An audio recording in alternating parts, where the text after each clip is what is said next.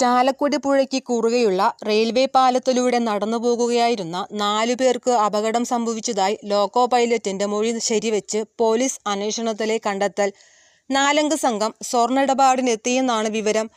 മുക്കുപണ്ടം കാണിച്ച് പണം തട്ടിയെടുത്ത് 4-അംഗ സംഘം ഓടി രക്ഷപ്പെട്ടെന്നാണ് പരാതിക്കാർ പോലീസിന് മൊഴി നൽകിയത്. 7 ലക്ഷം രൂപയുടെ സ്വർണം ഇടപാടിനായാണ് സംഘം എത്തിയത്. എന്നാൽ സ്വർണം നൽകണമെങ്കിൽ ആദ്യം അഡ്വാൻസ് നൽകണമെന്ന് വന്നവർ നിലപാടെടുത്തു. റെയിൽവേ ട്രാക്കിലായിരുന്നു സംഘം ഉണ്ടായിരുന്നത്. പണം ലഭിച്ചയുടനെ ഇവർ മുക്കുപണ്ടം കാട്ടി.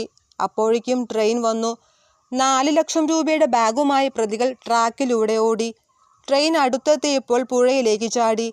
കോഴിക്കോട് സ്വദേശിയുടെ പേര് പറഞ്ഞ് പരിചയപ്പെടുത്തിയാണ് ഇവർ ചാലക്കുടിയിലെത്തിയതെന്നും എന്നാൽ ഈ 4-അംഗ സംഘത്തെ പണം നഷ്ടപ്പെട്ടവർക്ക് അറിയില്ലെന്നുമാണ് പോലീസിന് ലഭിച്ച മൊഴി.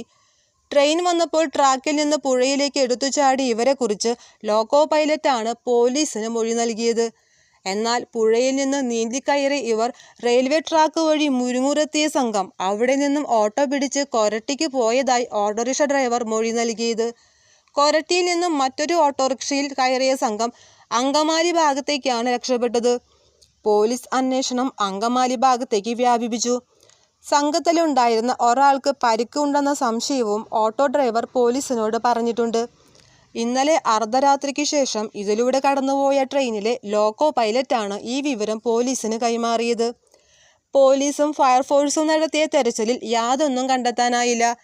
ട്രാക്കിലോ സമീപത്തോ ട്രെയിൻ തട്ടിയെന്ന് പറയുന്നയാളെ കണ്ടെത്താനായിട്ടില്ല.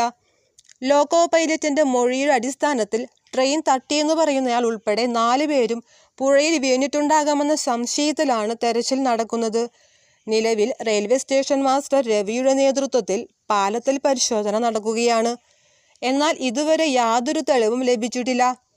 ഫയർഫോഴ്സും പുഴയിൽ തെരച്ചിൽ നടത്തുന്നുണ്ട്.